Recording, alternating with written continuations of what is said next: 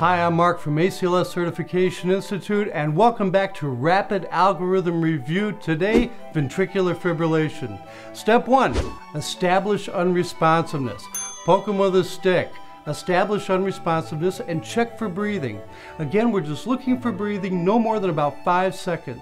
If the patient is unresponsive, not breathing, immediately call the code. Get some help coming. If you're in a hospital, call the code. If you're out in the field, call 911. Get help coming. Next, immediately begin chest compressions. Continue chest compressions until the defibrillator or the AED arrives. Continue the chest compressions while you're hooking up the AED, applying the pads, and once the machine is fully charged and ready to administer that shock, administer the shock and defibrillate the patient. Now remember to clear the patient before you administer that shock. You have to look from head to the toe of the patient. I'm shocking in 3, 2, 1, administer the shock. I guess he didn't hear me. Still my bad. I'm responsible to make sure no one's touching that patient when I administer the shock. After the shock, immediately resume chest compressions. Start bagging the patient. Start getting your vascular access. Now, IV access can be difficult in a full arrest because of the low blood pressure. Generally 60 seconds, 2 attempts. If you can't gain traditional IV access, go immediately to intraosseous infusion, but gain vascular access. Administer your first drug. First drug up, epinephrine, 1 milligram every 3 to 5 minutes.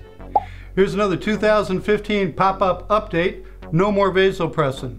The American Heart Association in their 2015 updates removed vasopressin from this algorithm. So we're no longer using vasopressin as a pressor in conjunction with epinephrine. We're only using epinephrine.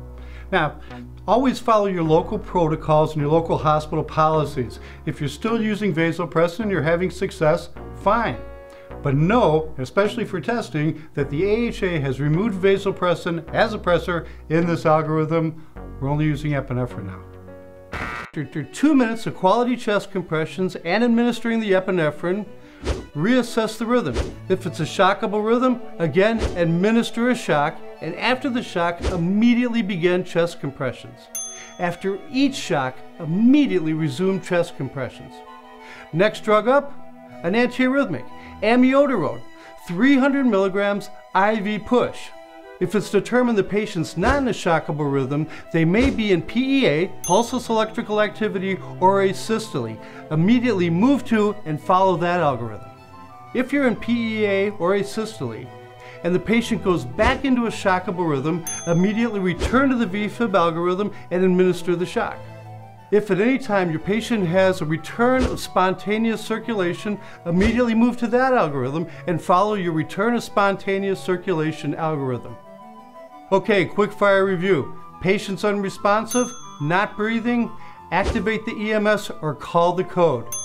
Begin chest compressions immediately. Remember, 30 to 2, at least 2 inches, at a rate of at least 100 compressions per minute. As soon as the defibrillator arrives, attach the defibrillator and continue chest compressions until we're ready to shock that patient. Clear the patient, administer the shock. Immediately after administering the shock, resume chest compressions. Immediately gain vascular access.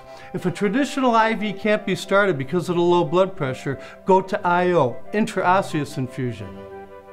First drug up, epinephrine, 1 milligram every 3 to 5 minutes. If it's determined it's not a shockable rhythm, the patient may be in PEA, pulseless electrical activity, or asystole. Immediately move to that algorithm.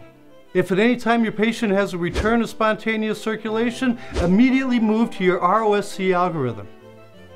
I'm Mark for ACLS Certification Institute. This has been Rapid Algorithm Review for VFib. Thanks for watching, and I'll see you in the next algorithm.